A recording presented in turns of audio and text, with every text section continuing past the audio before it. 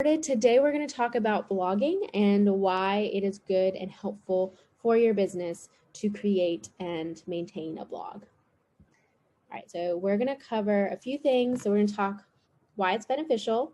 We're also going to talk about how to practically plan your blog creation. And then we're also going to look through some tips on how to create an engaging blog post, right? So wanting to write a blog, writing a blog, and then creating an engaging blog are all very different things, right? And so having a way for them to all come together cohesively is what's going to make it really worth the investment of your time and energy. All right, so first up, let's talk about the benefits of blogging. So there's a couple different things that I want to touch on, but the main 5 are these. So it's evergreen content. So especially if you're intentional with how you write your content and you keep it very timeless and kind of just evergreen.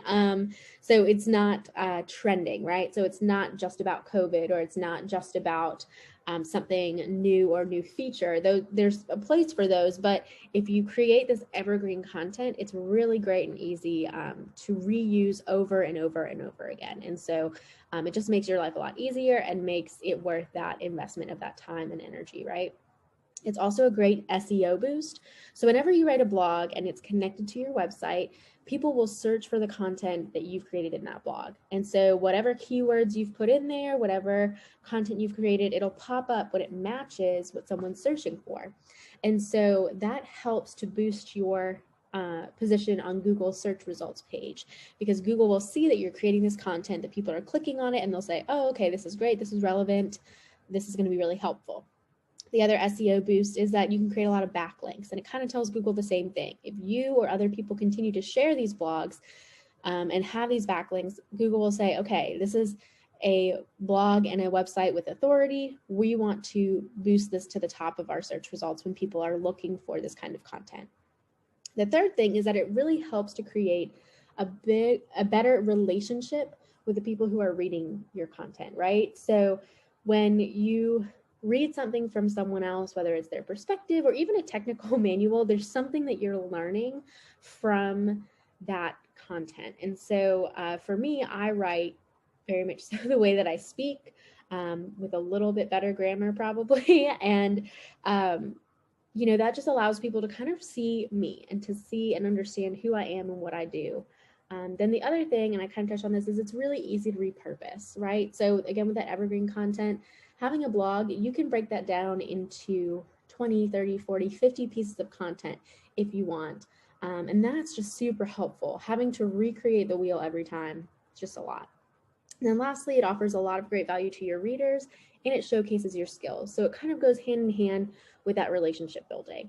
So it gives your readers an opportunity to really get to know you without having to have a conversation, which kind of feels a little odd, but I can't tell you how many times people have said, oh yeah, I read this blog and I was really excited to talk with you about this. And I was like, oh, wow, that's great, right? So it gives them an insight into what you know, so that they can really trust you and be excited about what you're doing. So those are just a couple benefits. Let's talk just a little bit about what this looks like practically. So I've been blogging since May now consistently for my business, and they've coincided with these mini sessions, right? So the way I do it is I write a blog, it's published on a Monday, and then out of that blog, I create these presentations, right? So they all just kind of work together, and through all of that, I create a lot of my social media and my newsletters and all that fun stuff.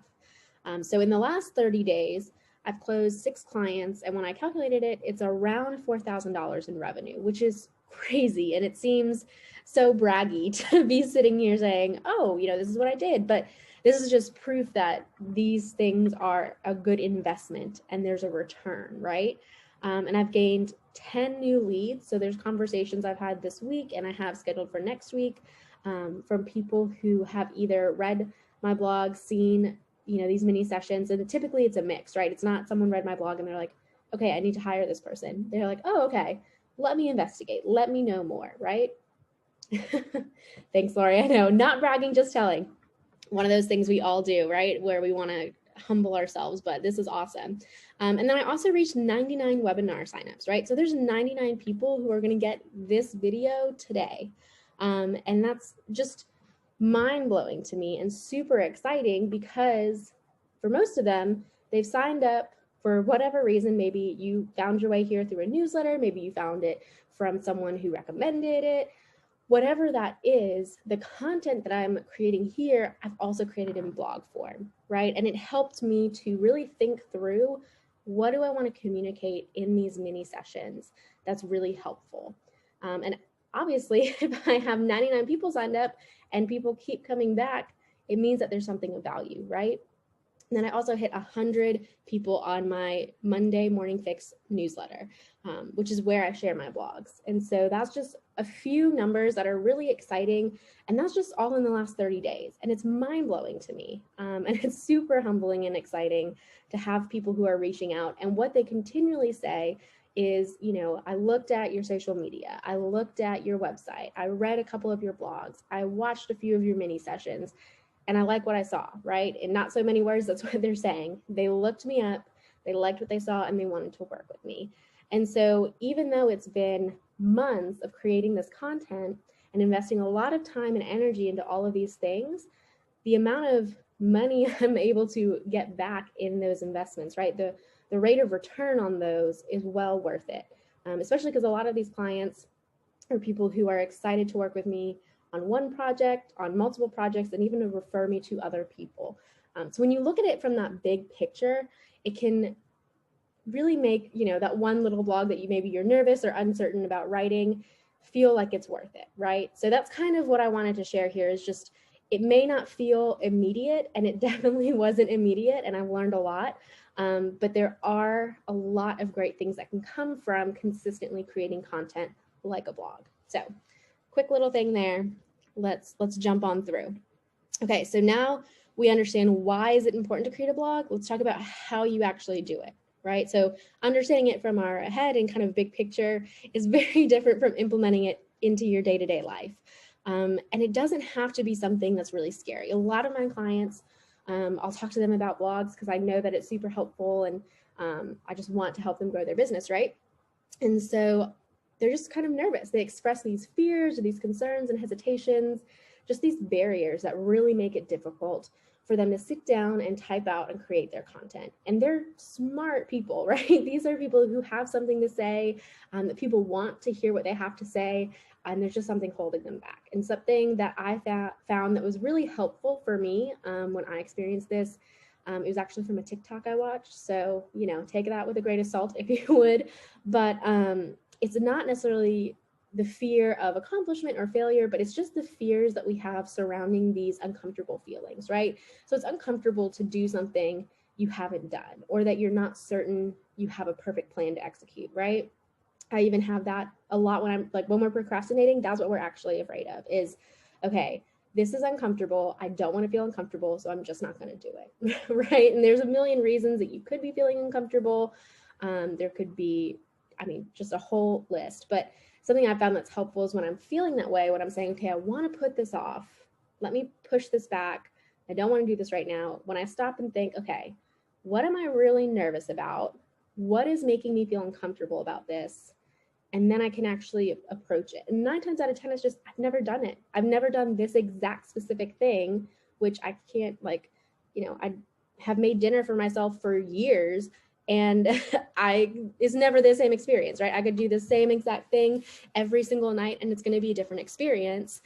And that's not scary. But even if it's something I've done a million times, sometimes that fear of, I'm not sure how this will turn out, can keep me from creating content or from doing something or whatever, right? And so if you are feeling that way, it's really helpful to just say, oh, okay, maybe I've never done this before. Well, let me just give it a try. There's everything you've ever done, you've never done before. And look at where you are now, right? So you're going to have to learn and invest in yourself, and just remind yourself, hey, I can do this. I can learn something new, and it's going to be okay.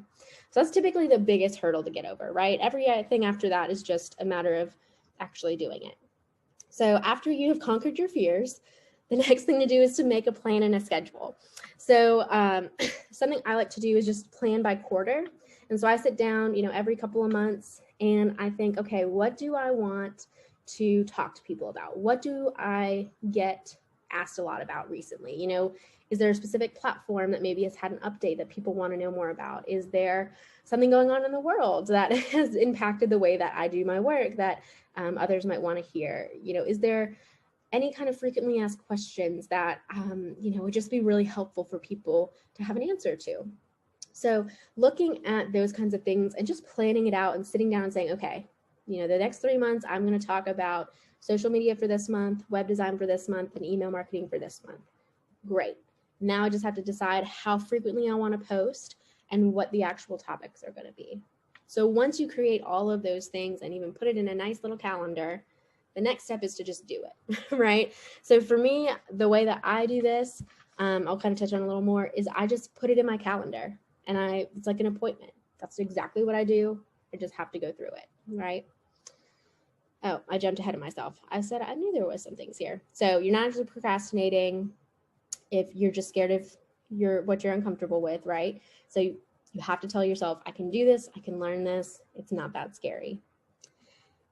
Make your plan. Here's where I'll show you what my plan looks like, right? So I work with an editor, Carter. He's awesome. He's been editing my blogs since I started really in like May, and by far one of the best investments in my business because he takes my good content and makes it really great, and helps it to actually sound like a coherent thought to other people.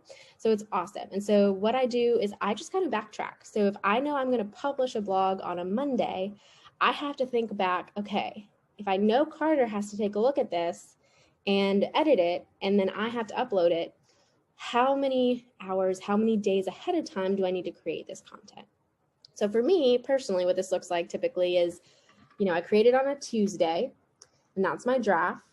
And then I send it to Carter that day. And then he has from Tuesday to Friday to do all the edits. And normally he's way ahead of time, does it all. It's great. And he sends it to me by Friday, mid-afternoon, kind of noonish time. And ideally, I would spend my Friday afternoon updating it. But normally what happens is I push it to Saturday, right?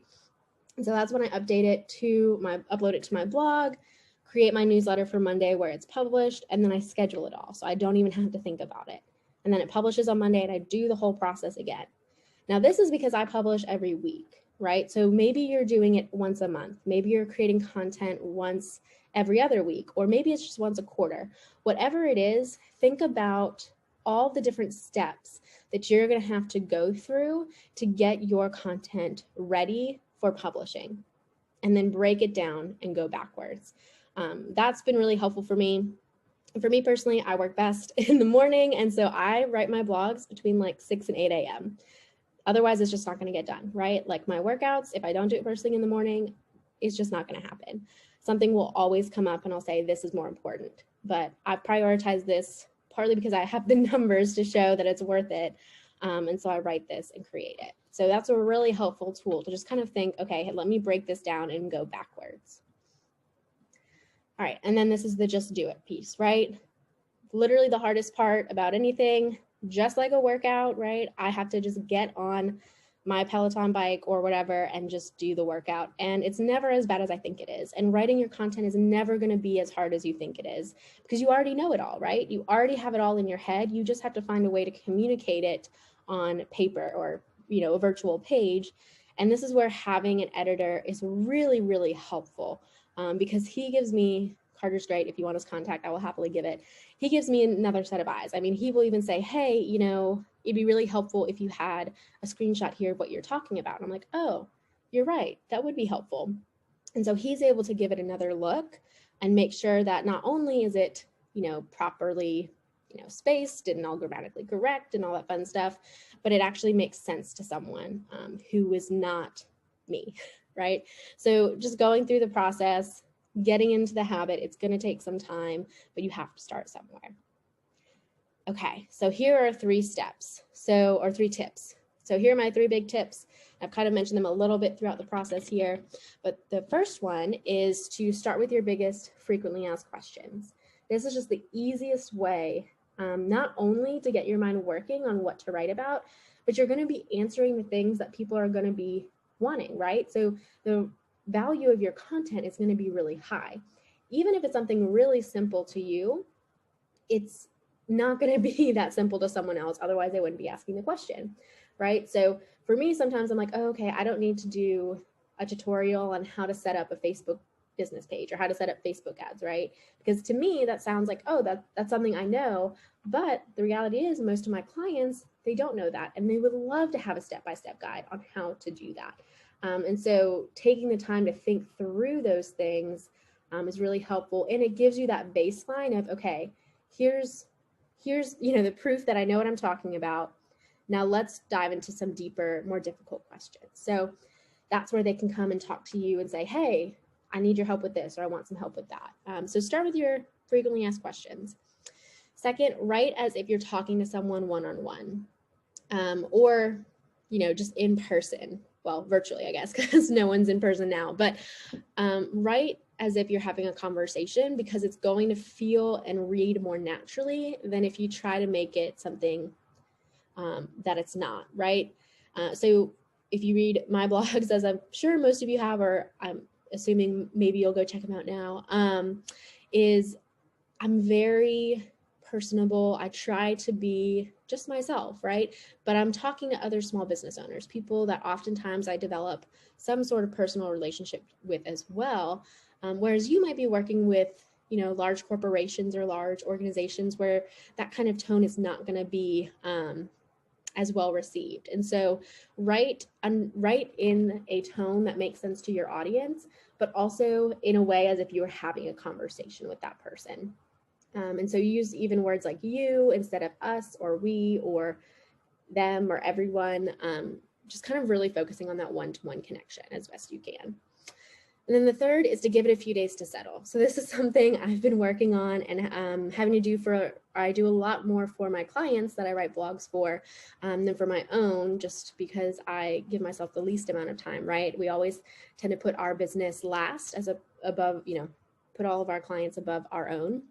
And so giving yourself a couple of days, and this is where you have to, schedule it into your calendar. If you write a blog on Tuesday, maybe, like, for example, for me, I write a blog on a Tuesday, maybe I don't send it to Carter until Wednesday because I want to give it another look, right? Or maybe I give myself a couple of hours to kind of go away, do something different. Ideally, maybe go for a walk and get away from the computer and then come back and give it some fresh eyes.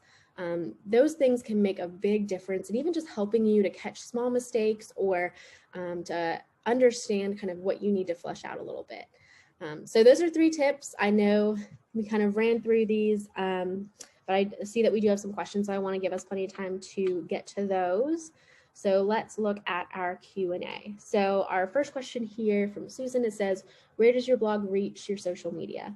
Yeah, so it's a great question, Susan. So normally what I do to promote my blog, and this is a really key part of writing it, is you have to share it with others, is I do a newsletter.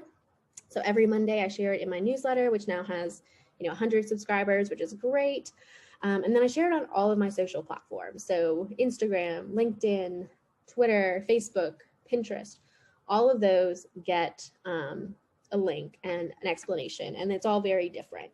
So that's the main way I do it. And then I also sometimes will reach out to other websites and do guest writing. So for example, Hera Hub DC, I've done a couple of guest blogs on there. And what's great is I could literally take any of the blogs I have right now, tweak them just a little bit, because otherwise Google will flag like a red or flag a duplicate, and just tweak it a little bit and then send it over, and they can post it up on their blog, and now it's on Hera Hub, right? And it all links back to my website. And then that's a whole other audience that I may never have been able to touch before. So there's a variety of ways to kind of share your content, but mainly what I do is social media and newsletter. So great question. Okay, another one is, okay, what's the Monday morning fix? Great questions. That's my newsletter that goes out every week. And it just has my latest blog, typically, some other helpful articles, and all that fun stuff. So I can send out the link with our follow-up email if you want to subscribe, if you aren't already. So, okay, great questions, you guys. Let's see. Any other ones? Got about 10 minutes left. Let's see here. Chat. If not, no worries. Sometimes I know for me, questions come to me like, 30 minutes later.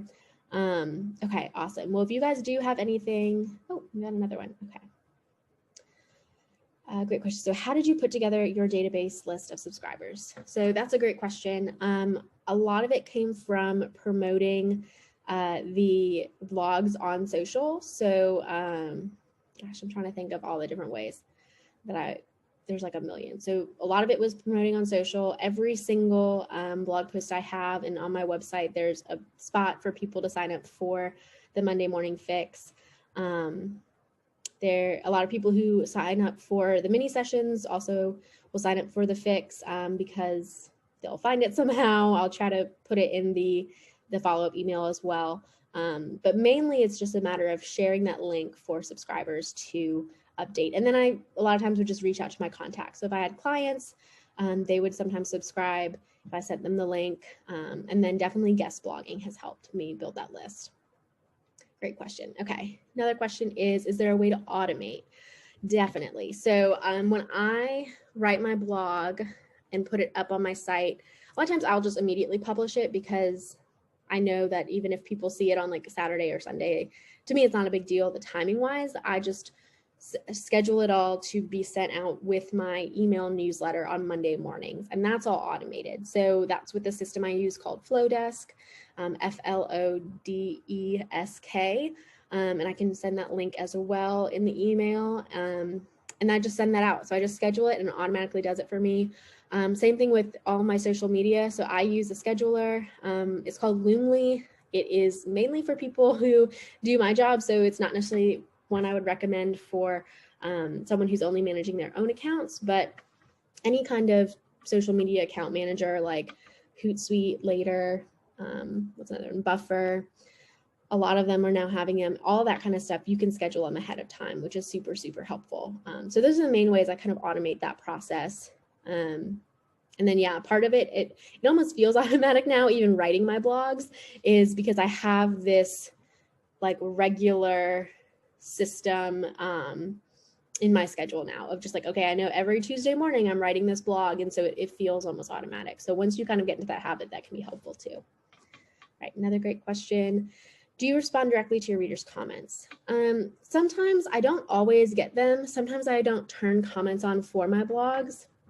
There's honestly no reason for that other than that I forget. And so most of the times the comments I get from people on my blogs are via social media. So maybe they've read, the post on social and they'll comment on that post, or sometimes they'll just email me or mention it in a conversation. But for someone who does have comments on their blogs, I would highly recommend responding directly to the readers' comments on the platform. That's definitely super helpful and shows that you care and helps to build that relationship. But it just depends upon how many comments you get, right? And what kind of time you have. But definitely the more that you can respond directly to them, the better. Great question. All right, let's see. Any more questions? Let's see. Ooh, a great question. Okay, do you use sound effects and videos in your blog or writing only? Does adding visual or video content resonate with your audience, or is your blog strictly for those who love reading? So that's a great question. I would say it depends upon your audience. So video and visuals are always going to be helpful. Well, always is a strong word. Most of the time, visuals and video are going to boost your content because people like to watch instead of read. For me, what I do, because I write every week and because I do these mini sessions based on the blog content that I create, I just keep it strictly written. Sometimes I'll add some photos, but typically I just like to keep it clean. And then what I'll do is I'll usually go back and put like the recording of this with the blog, right? But if you have a really long blog, so for example, I try to keep mine between like 750,000 words, essentially like 2 pages worth. But if you're writing something much longer, which depending upon your industry could be a better option. So like, let's say you're writing a monthly blog and it's closer to like 3,000 words, something like that.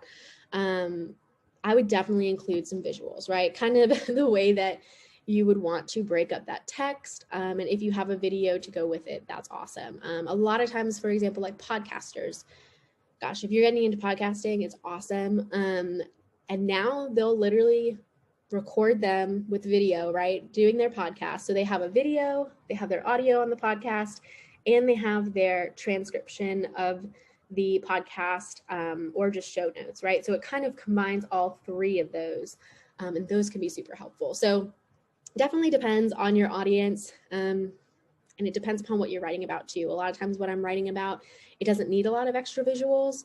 And because it's short, it can look really cluttered.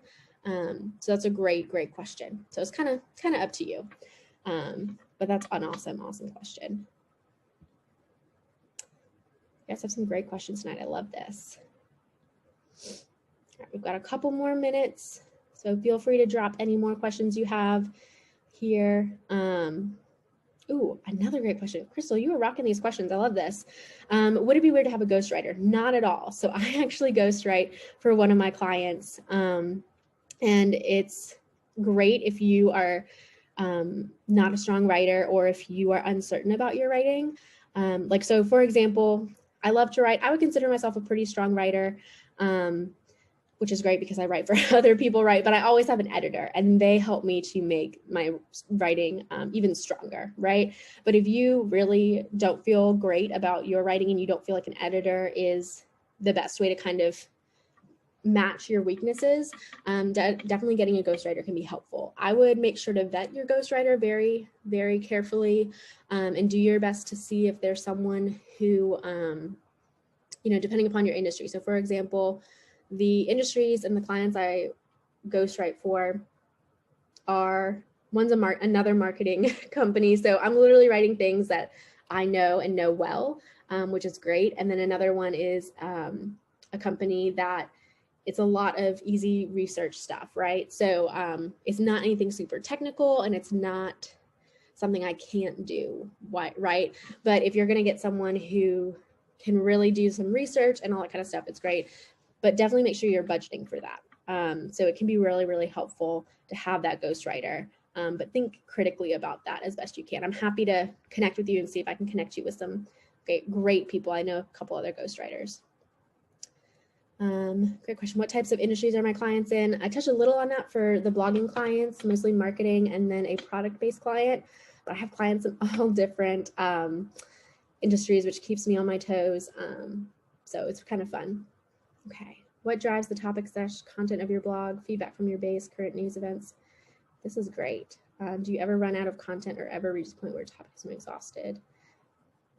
Crystal, these are awesome questions. I love this. So the great thing for me is that I have, gosh, I feel like I have a constantly growing set of pillars. But the way I think about my content is I have the different services I offer and I kind of structure it around that, right? So kind of the big picture of what I offer clients is going to be digital marketing. It's going to be social media marketing, web design, and email marketing. Those are like the four big pieces, but within each of those are like a lot of little, the way I kind of picture them is like little forks in the road, right? So digital marketing, so many things I could write about. Social media, I mean, there's constant updates, constant changes, all those different things. So there's lots of different things I can do there. But a lot of times what I do is I break down even like a topic into even smaller pieces. So if you go back through some of the earlier sessions I did, mini sessions, things like that, I literally broke down like optimizing each social media platform into, and I picked 6 of them.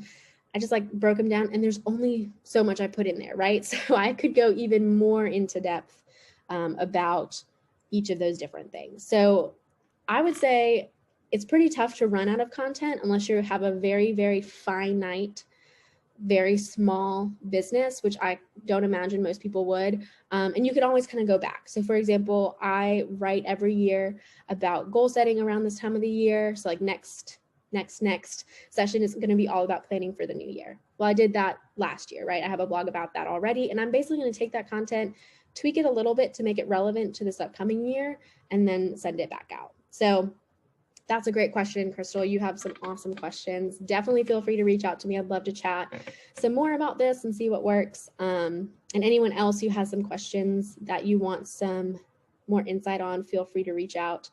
We are at 5 o'clock, so if you have to hop off, no problem. I am going to send out a recording later this evening. And for anyone who maybe doesn't know, feel free to reach out and send me an email or schedule a consultation. So you get a free 30-minute consultation with me for just attending. And I'll definitely include all that information in the follow-up email, so you have easy access to shoot me an email or schedule a call. So definitely feel free to do that, because I know I saw some new names in here. I'm super excited to get to know you guys. All right, so up next, so definitely having that follow-up email with the recording. So it'll have this full recording, links to a couple different things I mentioned, and then definitely all my contact info. And then there's no mini session next week because it's going to be Thanksgiving, and I plan to be asleep on my parents' couch, right? Don't worry, they're in my little bubble. But this is going to be next week. It's going to be a week off, and then the week after that, we'll jump back into it. And then just so you guys know, the last 3 weeks of December, we're not going to have any mini sessions. I'm getting LASIK eye surgery, and then it's Christmas and New Year's. So just a lot of things going on. So feel free to reach out to me between now and then, and I'm happy to, Crystal, you have great questions. I will definitely connect with you. I'm happy to answer any other questions you guys have. So feel free to reach out.